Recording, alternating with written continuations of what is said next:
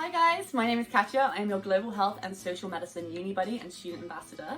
I've actually graduated from the program already and I now work for King's as a marketing assistant, and I'm also doing my Masters at King's in Global Mental Health. I thought I'd put this quick video together just to answer some of your more pressing questions about accommodation. I've been getting loads of them recently, mostly about finding private student accommodation, if you should choose halls versus renting, those kinds of things, and a little bit actually about London and whereabouts you should choose to live in London as well. So I'm hoping to share some of my experience and see how this might be able to help you guys out. So when I first moved here, I chose to live in uni halls. I thought this was kind of the easiest option for me. Coming from overseas, I didn't want to come like a week before where I'd have to property hunt. I thought that'd be really, really stressful. Choosing uni halls meant that I would be living with, whilst a bunch of strangers, at least a bunch of strangers who were in a really similar position. So all students as well, all King's students, because I lived in Moonraker Point, which is a King's accommodation. There are mixed student halls available as well. But I wanted to live with King's students who were all starting their first year of undergrad as well, all in that same space, all wanting to kind of make friends, make the most of King's, explore London and get to know each other essentially. And that is exactly what happened. I got really lucky with the people who I lived with. I'm still really good friends with one of them now, still see each other, even though this was like quite a few years ago now. Yeah, so choosing halls meant that everything was way more simple. It meant that everything was planned out before I arrived. I knew I had somewhere to live. I didn't have to stress about it.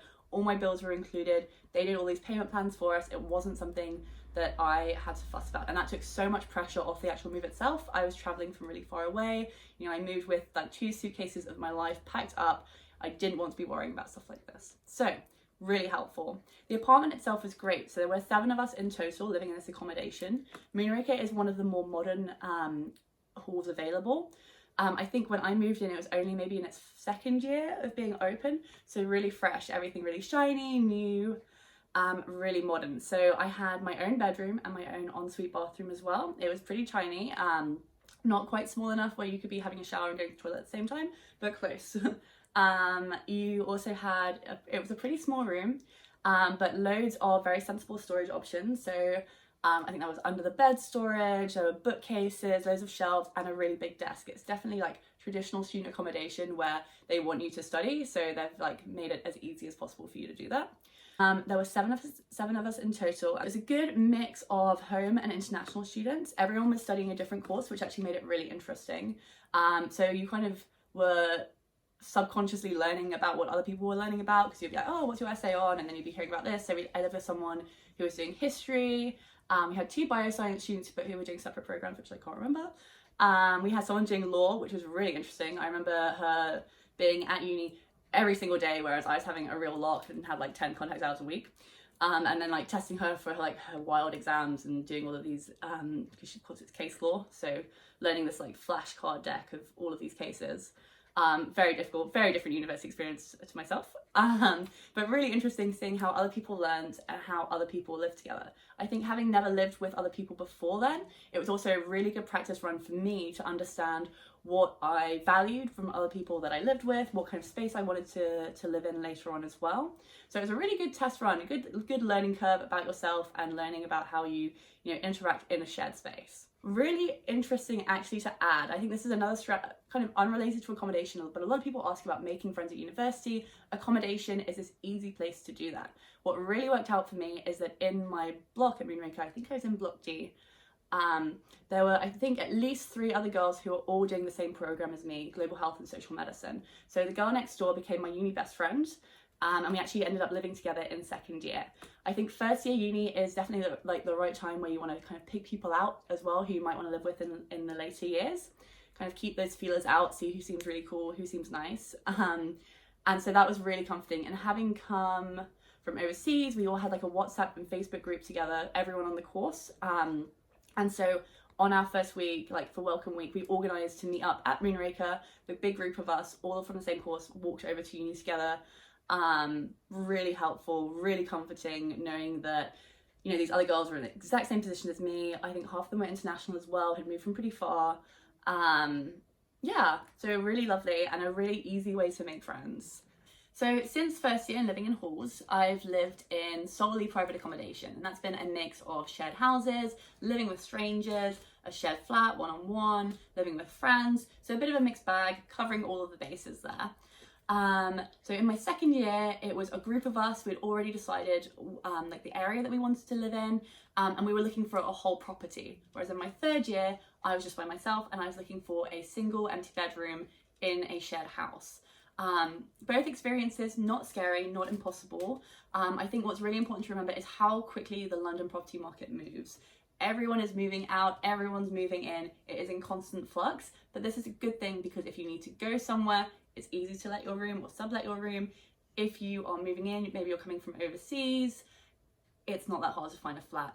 I think the things to really keep in mind are figuring out what you want early on from your property, from your like house sharing experience, or if you get to live alone, where you want to live, your commuting distance, the transport links, stuff like that is really important. But obviously everything is subjective. What you prioritize might be completely different from what I prioritize. For me, when I was looking at these flat shares, when I was creating my profile on Spare Room to advertise myself, saying that I was a great housemate, you know, it's really important for me to say that I wanted to live with people who would be my friends. So I really wanted a connection. I wanted to see people. I wanted to have dinner and drinks with them in the evening when I got home, stuff like that. And I think it's really important to be upfront about that from the get-go, because you could live with these people for a really long time.